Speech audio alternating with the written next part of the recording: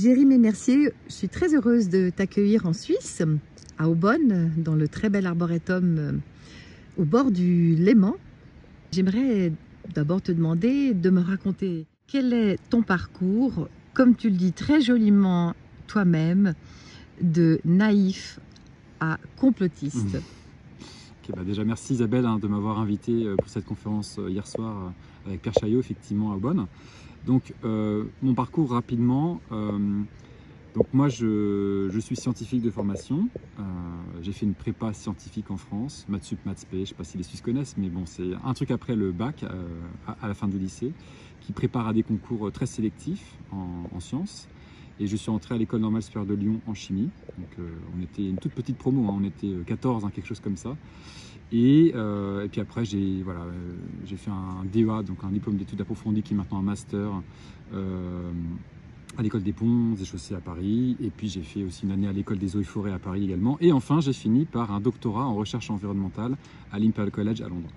Et donc j'ai cette base scientifique qui m'est très utile aujourd'hui parce que j'ai bifurqué dans mon parcours à un moment en commençant à me passionner pour la santé à partir, je dirais, de 2006, mais à en faire mon métier vraiment à partir de 2012. Et donc j'ai ce cursus scientifique de base qui me permet d'aborder les choses avec un angle de vue peut-être différent de ce qu'on voit habituellement et comment dire, d'essayer de décrypter ce qui est juste et ce qui n'est pas juste dans le domaine de la santé. Et donc c'est pas facile, ça prend beaucoup de temps, ça demande d'être en vigilance extrême en permanence, mais c'est ce qui m'a permis de comprendre que début 2020, il se passait quelque chose qui n'était pas cohérent, pas logique, pas normal, et qui me rappelait beaucoup l'affaire H1N1 de 2009-2010. Et à l'époque, j'ai même cru qu'en France, en tout cas, je me suis dit les Français avaient tout à fait résisté à cette arnaque en 2009-2010. Et je m'étais dit, ça devrait être pareil en 2020. Sauf que les méthodes ont été plus fortes en 2020 en termes de coercition. Et malheureusement, la très grande majorité de la population est tombée dans le panneau. Et complètement dans le panneau. Et même est allée jusqu'à réclamer les muselières, à cautionner les confinements, les couvre-feux, etc. Et moi, donc, je parle ouvertement des dérives de la santé et des mensonges autour de la santé. J'en parle publiquement, je dirais, depuis 2016-2017 en vidéo. Et quand j'ai vu ça arriver, là, je me suis dit, là, je n'ai pas d'autre choix que d'en parler haut et fort. Et puis on verra ce qui se passera, quoi. Mais qu'est-ce qui t'a enlevé ce filtre sur ton esprit, ton analyse et ton observation du monde extérieur pour avoir le monde à nu? Moi je pense... Alors j'ai eu des expériences aussi très intéressantes qui m'ont ouvert l'esprit, qui m'ont confronté au réel. J'ai fait des stages en chimie, en laboratoire vraiment pendant mes études, mais aussi, et là je sortais un petit peu de ce qui se faisait habituellement dans le parcours habituel des gens qui font le même type d'études que moi. J'ai fait des stages aux Nations Unies, à Beyrouth, à l'ESCOA, en 2005, et un autre à l'UNESCO, au siège mondial à Paris, en 2006. Ça m'a permis de voir de l'intérieur les organisations internationales, et ça a été assez choquant pour moi, en fait. Et oui, ça a été assez choquant pour moi. Et moi qui pensais que ce serait des lieux de grande défense, des droits de l'homme et de véritable amour de l'humanité, j'ai vu un peu l'opposé, voilà. Et donc ça a été une première confrontation un peu douloureuse, mais très éclairante. Et ensuite, pendant ma thèse, là, ça a été assez monstrueux, puisque j'ai fait une thèse où je commençais très naïvement en tant que quelqu'un qui défend les énergies renouvelables et les biocarburants, que j'appelle agrocarburants désormais. J'ai tout un chapitre dans ma thèse où j'explique pourquoi j'utilise ce terme de agrocarburant et pas le terme biocarburant qui est très trompeur, qui fait penser que c'est de l'agriculture bio, etc. Alors que c'est vraiment le contraire de l'agriculture bio pour produire les agrocarburants. Bref, et j'ai compris l'arnaque des agrocarburants au bout de 6 mois. Et ça n'a pas beaucoup plu à mes financeurs, pas du tout, ils n'ont pas été contents du tout. Et donc j'ai reçu des pressions hallucinantes de la part de grosses entreprises qui étaient derrière ma bourse de thèse. Et là, ça m'a vraiment fait comprendre la puissance des lobbies et comment les lobbies et des grands intérêts industriels peuvent aller à l'encontre d'une recherche objective, puisque normalement quand on fait un travail de chercheur, et en particulier pendant une thèse de doctorat, c'est de la science et c'est objectif. Il ne s'agit pas d'aller dans un sens précis qui plairait aux financeurs. Autrement, c'est plus la recherche, un travail de consultant. Et je me suis retrouvé à être très isolé dans mon laboratoire à Imperial College, puisque tous les autres travaillaient comme des consultants. Et ils avaient des bourses de thèse de tel ministère ou de telle entreprise, etc. Ou même les chercheurs aussi avaient des financements comme ça. Et en fait, ils travaillaient comme des consultants puisqu'ils allaient dans la direction et pour atteindre les conclusions attendues par le financeur. Moi, c'est pas comme ça que je travaille, c'est pas comme ça que j'envisage la science. J'envisage la science comme quelque chose d'entièrement libre, et puis on voit ce qui se passe sur le chemin. Et moi, la déconvenue a été la suivante, c'est que j'ai découvert au bout de 6 mois que c'était une grosse arnaque, tout ça, et ça m'a amené après à remettre en question beaucoup de choses dans le domaine environnemental. Et je suis au bout de ma thèse, je suis docteur, hein, j'ai un doctorat en recherche environnementale, ça a été dur, mais je l'ai eu au bout. Et j'ai découvert vraiment cette difficulté à faire des recherches scientifiques indépendantes dans un monde où les intérêts financiers sont colossaux et où on attend des choses très spécifiques de la part des chercheurs. Alors on a vu évidemment depuis 2020 que le monde de la santé et toutes les mesures sanitaires qui ont été mises en place pour soi-disant nous protéger de la propagation de la maladie étaient elles-mêmes aussi conditionnées par des intérêts économiques, par les grandes industries pharmaceutiques en particulier évidemment. Tu t'en es ouvert hier soir lors de cette conférence à Aubonne.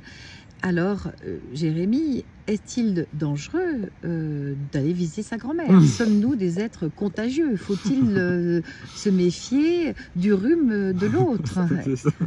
Alors, c'est pas une question très simple, mais je vais essayer d'y répondre de manière structurée.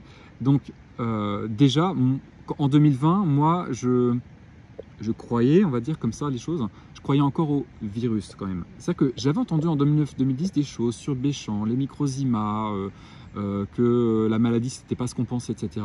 Mais c'était dans un coin de ma tête, j'avais pas vraiment exploré ça. Et en 2020, je comprends l'arnaque, je comprends que les muselières ne servent à rien, à part à conditionner les autres, à faire croire qu'il y a une terrible pandémie, etc. Et puis c'est aussi un symbole de soumission hallucinant.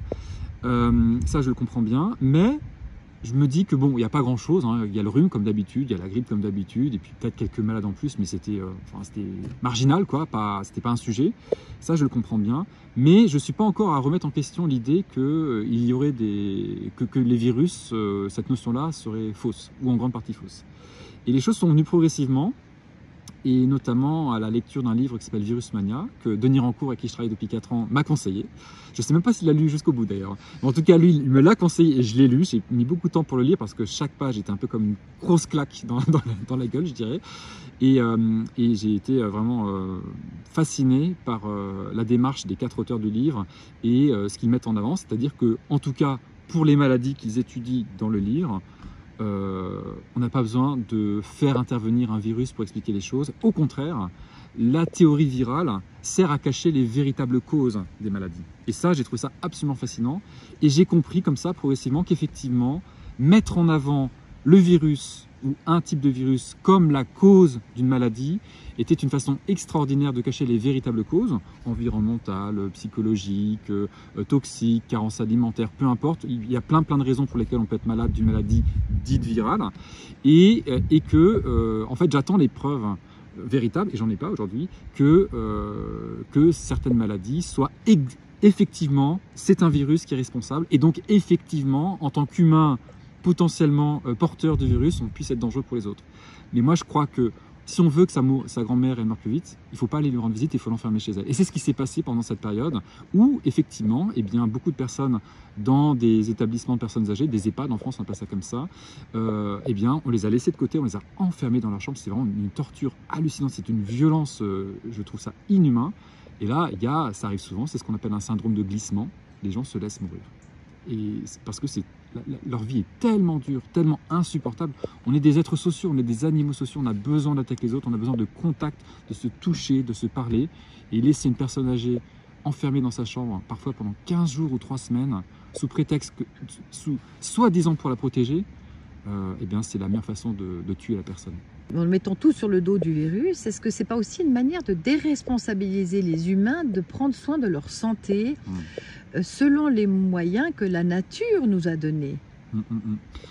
C'est vrai que quand on met tout sur le dos d'un virus, c'est comme si le reste de la santé n'existait pas, comme si on n'avait aucun pouvoir sur sa propre santé et qu'on est de pauvres petits êtres dépendants du bon vouloir de ce virus dangereux ou même malin, puisque en France, il y a des ministres qui ont dit que le virus était malin, parce que quand on est assis, on est protégé, mais quand on est debout, on peut être touché par le virus qui se promène et qui va ne toucher que les personnes qui n'ont pas reçu l'injection en plus. Hein. Les autres sont protégés, ils ont comme une espèce d'armure incroyable.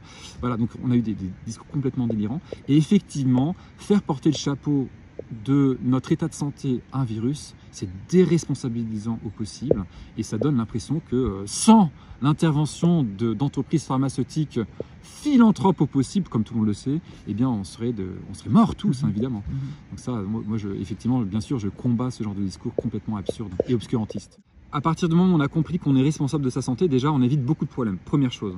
Et effectivement, quand on commence à remettre en question cette théorie virale, ce dogme viral, eh bien on perd cette crainte qu'on puisse être en danger à cause de ces particules qui viennent infecter nos cellules et se reproduisent et ensuite nous rendre potentiellement dangereux pour les autres. Donc on perd cette culpabilité potentielle et on est beaucoup plus libre. Et ça, je pense que ça ne plaît pas du tout aux autorités. Ce que les autorités veulent aujourd'hui, hein, dans cette période totalitaire, c'est vraiment diviser pour mieux régner, nous isoler. Toutes les méthodes qui ont été utilisées pendant la crise dite sanitaire, qui n'a rien de sanitaire, hein, c'est un coup d'état politique, hein, ça n'a aucun rapport avec la santé, c'est un prétexte, un faux prétexte, eh bien, c'est des choses qui sont là pour nous diviser, nous isoler et nous rendre du coup beaucoup plus faibles aux yeux des autorités. Et ça a marché malheureusement. Ton message est extrêmement encourageant. Ça veut dire que, d'une manière générale, nous n'avons plus à craindre ni les autres, ni la maladie, sinon celle que nous aurions pu gérer nous-mêmes par manque de soins, par manque d'équilibre dans la prise en charge de notre santé. Absolument. En fait. Et même, je dirais que tout ce qui a été mis en place en 2020, 2021 et même 2022, soi-disant pour des raisons sanitaires, était exactement ce qu'il fallait faire pour rendre les gens malades.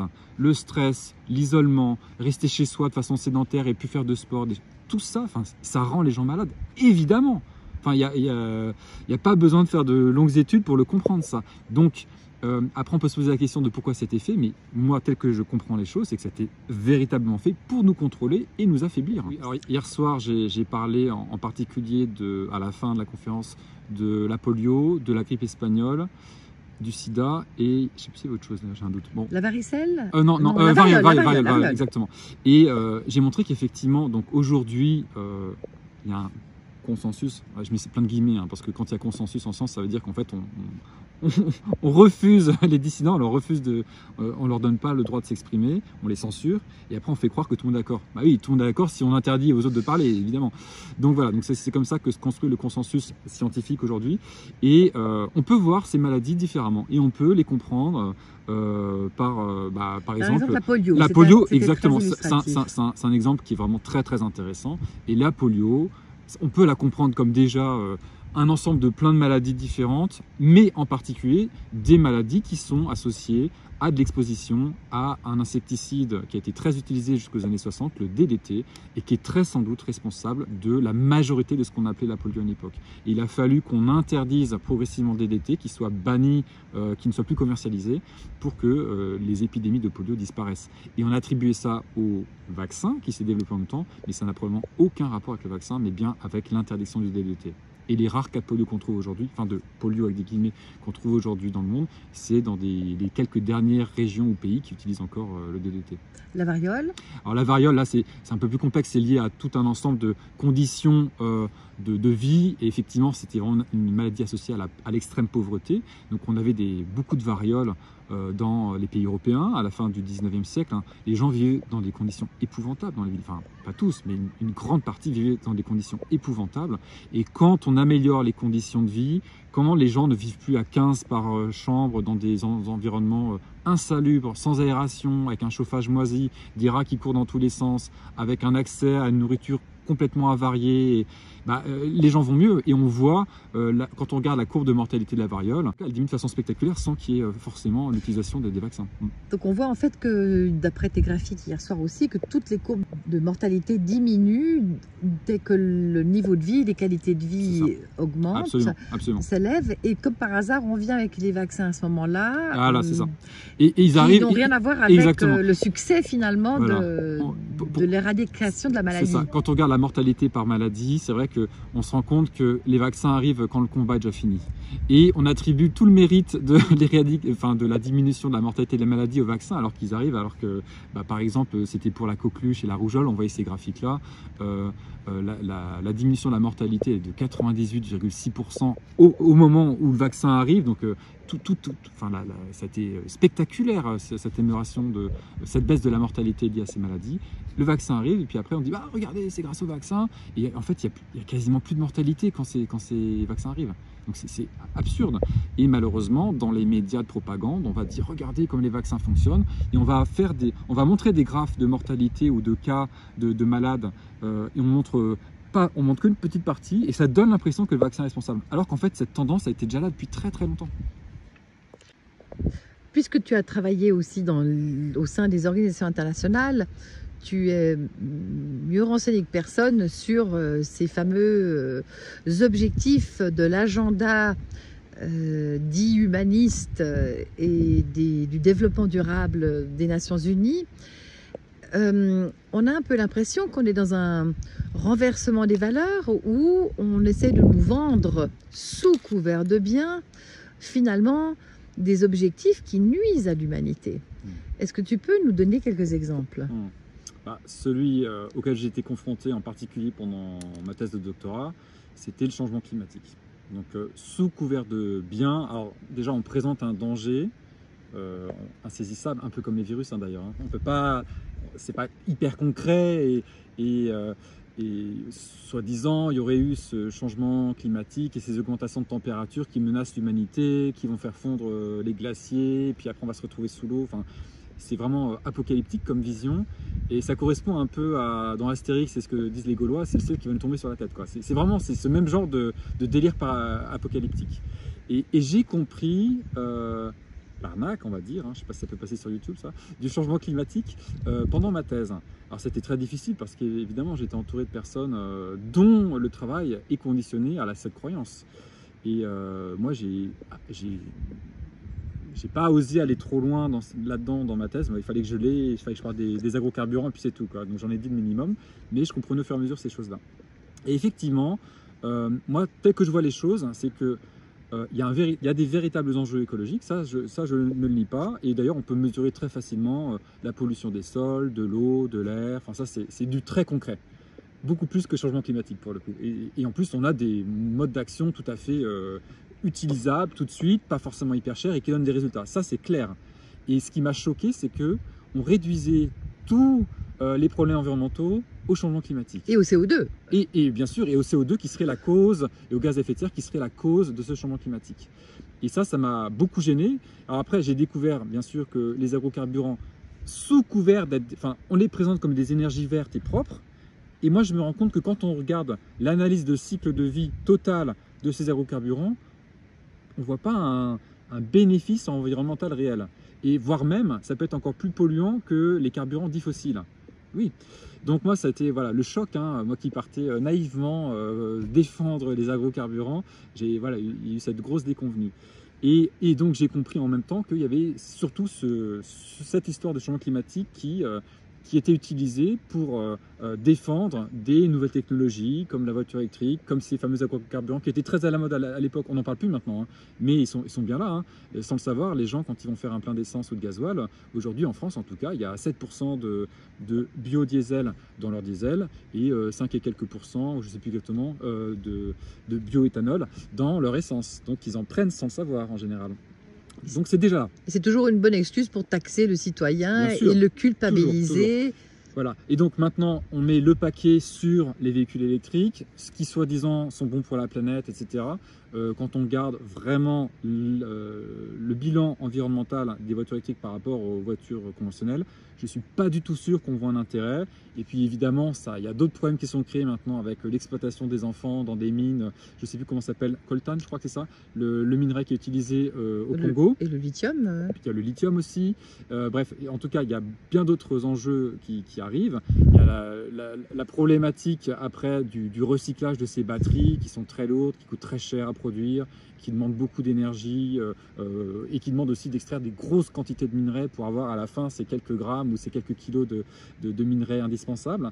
Donc ouais, il y a des gros enjeux environnementaux qui sont toujours présents, bien sûr, mais on les ignore parce que c'est au nom du changement climatique et de la protection de la planète. Donc c'est comme ça qu'on manipule beaucoup, et c'est facile de manipuler parce que soi-disant c'est pour un espèce de bien commun, insaisissable et pas clair, mais qui est rentré dans les esprits, mais en réalité qui détruisent encore plus l'environnement et qui n'ont pas de bénéfices réels. Comment expliquer cette facilité de gober, entre guillemets, ce qui est vendu pour du bien, alors qu'au fond, ce ne serait que quelque chose de nuisible au développement de l'humain? C'est une excellente question. Et moi, je vois l'éducation aujourd'hui comme un formatage et un dressage. Hein, c'est comme si les autorités nous considéraient comme naturellement un peu sauvages et qu'on a besoin d'être contrôlés, comme on ferait avec un chien ou d'autres animaux, hein, le bâton, la carotte. Et c'est comme ça qu'on va arriver à devenir des êtres dociles, qui obéissent. Et à l'école, c'est vraiment ça. Hein. On ne remet pas en question ce que dit la maîtresse ou le maître. On écoute bien, on reste assis sagement à sa place, sur des horaires très particuliers qui nous préparent à des horaires d'employés plus tard. Enfin, tout est prévu pour vraiment nous contenir, détruire notre imagination. Quelqu'un me rappelait une phrase qui a été dite par une personne qui s'intéressait beaucoup à l'éducation, qui disait que quand on est tout petit enfant, on peut être tous, entre guillemets, au potentiel. On est tous comme ça. Et en fait, l'école va nous casser. Et on n'est plus au potentiel. Après on devient potentiel attendu, futur citoyen qui va voter, qui va consommer, qui va obéir et qui va, quand le jour viendra et que ce sera dit à la télé, qu'on lui dira qu'il faut se museler et rester chez lui, il le fera sans difficulté. Tu l'as vu autant que moi que les médias aujourd'hui reviennent avec des articles et des menaces d'une nouvelle pandémie potentielle d'ici la fin de l'année, avec un retour du Covid-19 et autres gâteries. Qu'en est-il? Est-ce que tu penses que c'est à prendre au sérieux? Il y a toujours un fond d'anxiété qui est maintenu dans les médias sur de nouvelles maladies ou de nouvelles pandémies possibles. On a eu les histoires de monkeypox, hein, la variole du singe que j'appelais la varicelle de Ouistiti. Enfin, c'est un délire permanent, quoi. On nous parle tout le temps de grippe aviaire, qui a été d'ailleurs très très bien débunké dans le livre Virusmania que j'ai évoqué tout à l'heure. Il y a toujours cette menace prégnante. Là, il nous reparle plus fort de grippe aviaire et toujours de ce risque de transmission à l'humain, que ça passe d'espèce en espèce et que ça rende le virus plus dangereux, etc. Donc je pense que la menace d'une nouvelle arnaque, type ce qu'on a vécu 2020-2022, est vraiment très présente. Et je pense qu'ils pourront l'activer au moment opportun. Et comment résister à ça? Ça, c'est la grande question. Alors, je pense que, certes, on n'était pas très nombreux pendant l'arnaque à comprendre et à se mobiliser et à refuser. En 2020. En 2020, mais ça n'a fait qu'augmenter. Et à chaque nouvelle injection, il y avait de nouveaux résistants. Ça, c'est comme... Moi, j'ai dit à un moment... Grâce, entre guillemets, aux effets secondaires. Bien sûr, bien sûr. Et moi, ce que je disais, c'est que à chaque nouvelle injection, les gens comprennent mieux. Donc, il y a des gens, il leur a fallu 4 injections pour comprendre qu'ils se sont fait avoir. Et peut-être qu'il y a des gens, ils ont besoin de 40 injections. Je ne sais pas. Je sais pas jusqu'il faut aller. Ça dépend du degré de docilité et d'emprise sectaire des personnes. Mais n'empêche qu'on est plus nombreux qu'en 2020 à avoir compris qu'on se faisait tondre, qu'on nous mentait. Et il va falloir être très très bruyant quand ils vont commencer à nous faire peur avec un nouveau virus, une nouvelle maladie quelconque. Qu'est-ce que tu veux dire par bruyant? Eh bien, il va falloir s'exprimer tout de suite. Va falloir montrer son opposition, quels que soient les moyens. Il va falloir le dire aux autres aussi. Refuser le port du masque, refuser les injections. Refuser toutes ces bêtises. Désobéir, désobéissance civile. Ah, complètement. Alors, c'est pas facile et il faut pas faire ça tout seul, parce que c'est dangereux de faire ça tout seul. Il faut être en groupe. Si on fait ça tout seul, là on devient une proie facile des autorités du système, mais il faut être en groupe. Et ce qui avait été proposé par différentes personnes, c'est par exemple quand il y avait le port de la muselière obligatoire, en magasin, y aller tout seul, là c'est très difficile. Il y a le vigile, il y a la caissière, il y a les autres gens, enfin bref. Ça dépend des cultures. Moi en Estonie j'étais peinard parce que la culture n'est pas vraiment à la dénonciation et chacun vit dans son espace et respecte l'autre. Donc très, très différent de la France où là les gens venaient me voir aller chercher le vigile ou je sais pas quoi. Bref, mais là il faudrait y aller tout de suite, là à 5-6 personnes, vous rentrez dans le magasin, faire vos courses, vous n'avez pas de muselière, rien du tout, vous vous comportez tout à fait normalement et ça devrait pouvoir faire des électrochocs et contaminer positivement les autres. Comment tu expliques justement cette disparité des réactions ou de la capacité de résistance d'un peuple d'un pays à l'autre, comme la Suède ou l'Estonie où tu as pris refuge justement pour qu'on te fiche la paix? Comment expliquer cette disparité nationale, voire parfois régionale même, bien sûr. J'ai essayé de comprendre ça. Alors, clairement, dans les centres urbains, c'est là qu'on a les citoyens les plus dociles. Clairement. C'est des gens qui ont un niveau d'études où ils ont la courbe de docilité maximale, c'est un niveau master, on va dire licence master. Donc là, c'est les gens les plus obéissants, c'est le formatage ultime. Les gens moins qualifiés en général sont un peu moins obéissants, ils sont plus reliés au concret et à la terre. Et les gens surdiplômés sont aussi un peu moins obéissants parce qu'ils ont, pour certains, c'est statistique tout ça, mais pour certains, un peu réfléchi comme aux questions.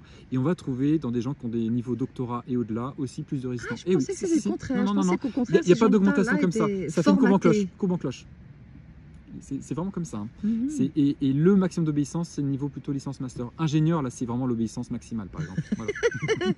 Désolé, mais heureusement, il y a des résistants ingénieurs aussi. Mais il va être plus rare que les résistants, on va dire, paysans ou de 3 doctorats. Enfin, bref, voilà. Et donc, pardon, je me peux donc, qu'est-ce qui fait un résistant? Est-ce que c'est ce contact à la terre? Est-ce que c'est la foi, finalement, un appel pour la transcendance? Qu'est-ce qui fait un résistant? Alors c'est vrai que il est possible que la religion, en tout cas la compréhension de la religion, puisse expliquer certains modes de résistance. En Afrique, les gens ne sont pas tombés dans le panneau, par exemple. Parce que, j'ai envie de dire, l'Africain moyen est déjà hyper complotiste. Il a bien compris que les autorités ne veulent pas son bien, il ne fait pas confiance aux élections, enfin, il est conscient de ça. Ça, c'est génial, c'est extraordinaire. J'avais eu comme invité un médecin congolais, Jérôme Munangi, qui a été un grand défenseur de l'Artémisia Nua, et qui m'a expliqué qu'au Congo, ceux qui mettaient les muselières, c'était les expats, et les Congolais riches qui veulent faire comme les Européens. En gros, c'est ça. Voilà. Et pourquoi, du coup, l'Estonie était un peu un électron libre au sein de l'Europe? Il y a plusieurs théories. Elles ne sont pas toutes... je ne sais pas quelle est la réalité. Moi, ce que je pensais à l'époque, c'est que comme il y avait eu le passé communiste du pays, ils étaient occupés par les Soviétiques pendant pas mal d'années, pas mal de décennies, je pensais qu'il y avait un souvenir du totalitarisme et que les gens, ils ont déjà eu ça avant, ils ne se font plus avoir, ou moins avoir, disons. Voilà. Mais ce n'était pas le cas de la Lituanie ou d'autres, les pays baltes. Quand même, il y avait une certaine résistance. Mais c'est vrai qu'en Lituanie, ils ont été très féroces. Les Polonais, ils étaient archi pro-système, non? Non, il y avait par exemple en termes de pourcentage d'injection, la Pologne fait partie des pays où ils ne sont pas trop, pas trop injectés. Beaucoup moins que l'Europe de l'Ouest. Beaucoup moins. Et l'Estonie est un peu un îlot, effectivement. Au-dessus, il y a la Finlande, là où ils sont injectés en masse. Même en Lettonie, ils sont un peu plus injectés. Et l'Estonie, c'est vraiment moins que les autres.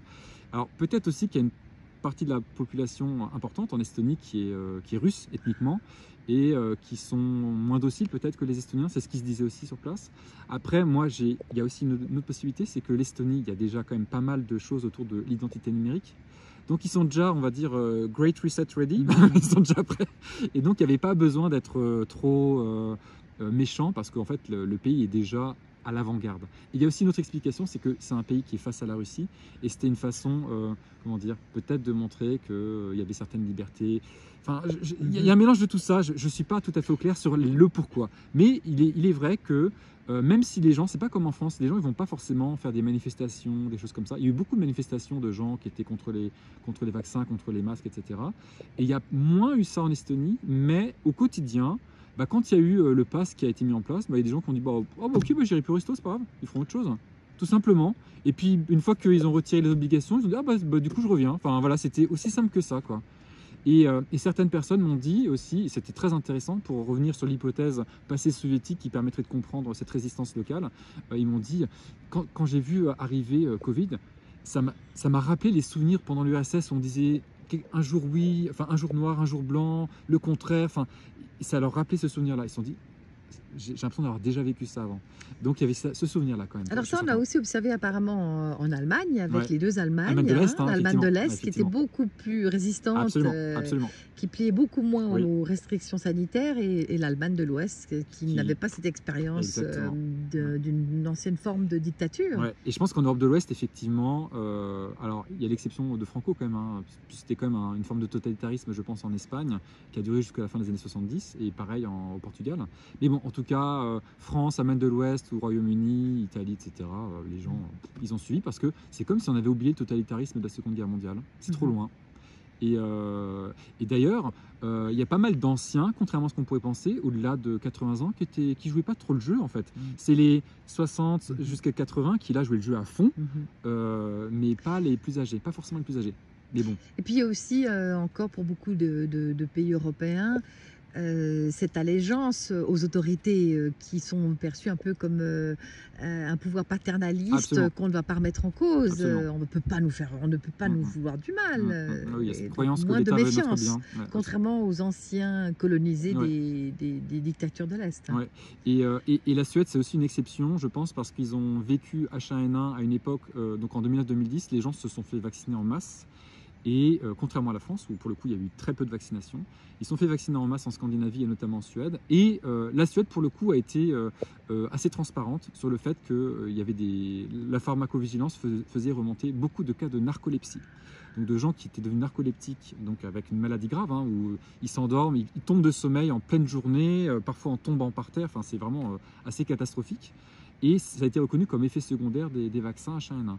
Et il y a eu des commissions d'enquête, etc., qui ont fait qu'ils n'ont pas pu aller de façon frontale imposer les mesures dites sanitaires pendant la période Covid. Et ça a été moins violent que dans des pays d'Europe de l'Ouest, parce qu'il y avait ce passif H1N1.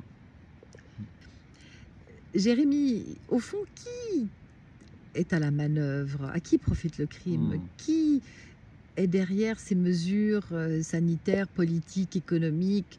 Moi, je vois ces crises sanitaires, avec plein de guillemets, puisque ça n'a rien à voir avec la santé, c'est un prétexte, comme des outils de contrôle. C'est pas des erreurs, c'est pas de l'incompétence, c'est du contrôle, et c'est tout à fait conscient de la part des personnes qui organisent ça. Et ils ont d'ailleurs utilisé avec brio la charte de Biderman de la torture psychologique. Ils ont suivi tous les principes de la charte qui expliquent comment on fait de la torture psychologique. Et ça marche très très bien, hein. Ça a été tout à fait documenté par ce sociologue américain, et quand c'est appliqué de la bonne manière, c'est super efficace. Donc maintenant, qui fait ça? J'ai envie de dire, et pourquoi? J'ai envie de dire, il y a toujours, dans les groupes humains, il y a toujours une hiérarchie qui se forme naturellement, et donc moi je pense qu'il y a une élite, des familles extrêmement fortunées, qui ont un pouvoir, qui ont beaucoup d'argent, qui ne recherchent pas forcément que l'argent. Ils ont déjà tellement ils sont riches à dizaines, centaines ou peut-être milliers de milliards. C'est même pas l'argent qui l'intéresse, c'est le contrôle. Et ils veulent rester élite parce que c'est leur place et ils veulent la conserver. Et créer ce genre de fausses histoires de pandémie, c'est une façon de contrôler la masse d'humains qui restera à son niveau en dessous et l'élite restera au-dessus. Et puis après, il y a les petits pions à droite à gauche qui, pour leur gloriole ou leur enrichissement personnel, veulent en profiter et acceptent de prendre la place de capot en chef, disons. Voilà. Il y a une autre façon de voir les choses aussi, qui est la géopolitique du moment. Il y a un véritable conflit entre la Chine et, on va dire, l'Est et l'Empire américain. Et on a écrit un article là-dessus avec Denis Rancourt en 2022, il me semble, et on voit Covid comme une arme, comme un outil. Alors, je ne parle pas de la maladie, hein, je parle du concept de Covid, puisque voilà, moi je pense qu'il ne s'est pas passé grand-chose. Je vois ça comme un outil de contrôle dans le cadre de ce combat géopolitique entre ces deux empires. Et il est possible qu'on ait un basculement géopolitique, et donc c'est une façon de contrôler les populations lors de ce basculement. Comme s'il y avait un espèce d'effondrement américain programmé, une démolition programmée pour une bascule vers les la BRICS. Chine, je sais, voilà, quelque chose comme ça, et qu'il faut qu'il y ait une pandémie pour contrôler les gens lors de la bascule.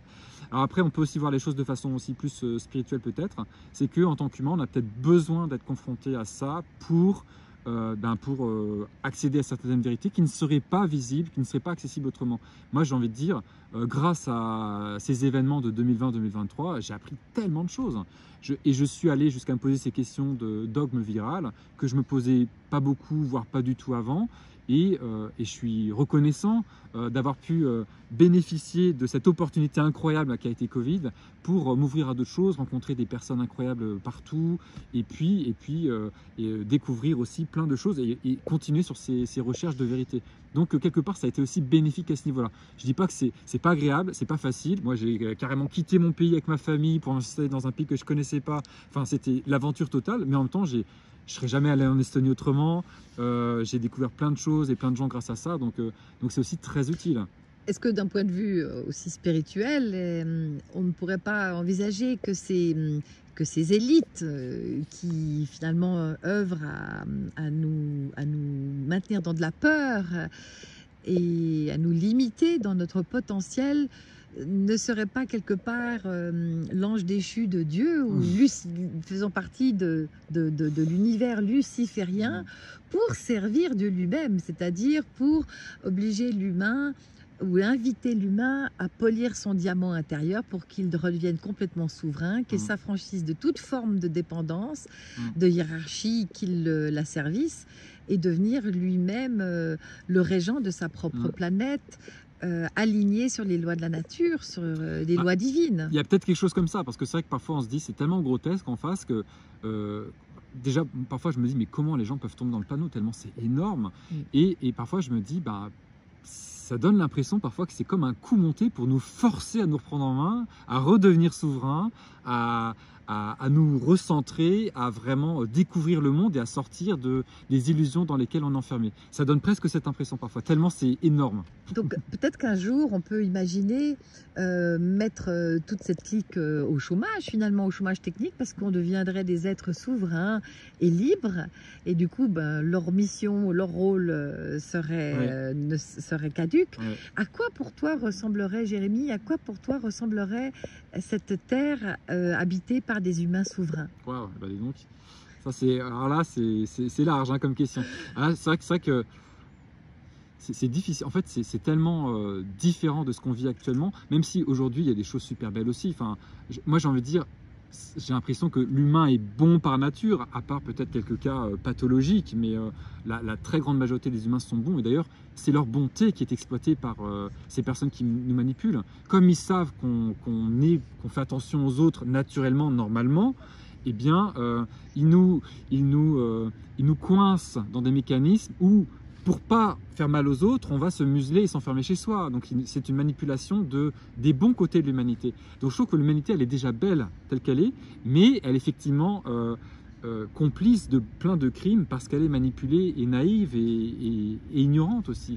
Et donc il y a c'est pour ça que moi je participe à ce travail d'éducation. J'espère ouvrir les yeux de certains, les aider en tout cas, et puis leur donner envie de sortir des illusions dans lesquelles ils sont. Mais c'est vrai que à quoi ressemblerait la Terre si on sortait toutes ces illusions? Ça serait assez incroyable. Hein. J'ai du mal à l'envisager aujourd'hui, je dois dire. Pour être honnête, est-ce qu'on ne s'ennuierait pas au fond? C'est possible, c'est possible. Parce qu'on n'aurait plus de s'arranger, on n'aurait plus de cause à défendre, on n'aurait plus de vie à sauver. C'est vrai, c'est vrai. Ouais. Hein? Alors après, moi je dis pas que je sauve des vies, moi c'est pas comme ça que je vois les choses, je suis même pas un soignant. Ouais. Mais en tout cas, je suis là pour éduquer, ça c'est vrai, pour transmettre des informations. Après, les gens font ce qu'ils en veulent. Et tout ça, ça donne du sens à notre vie. Mais moi j'adore, c'est vrai. Et j'ai envie de dire, c'est au centre de ma vie parce que j'adore ça, ça me passionne. J'adore apprendre de nouvelles choses, rencontrer des gens à droite à gauche, ça c'est génial. Et c'est vrai que peut-être qu'on s'ennuierait s'il n'y avait plus tout ça. Donc merci aux psychopathes actuels de nous faire vivre ces moments incroyables. Jérémy, on va rester là-dessus. Okay, merci beaucoup sur ce beau rire et ce beau sourire qui sont les tiens. Merci beaucoup. Merci à tous.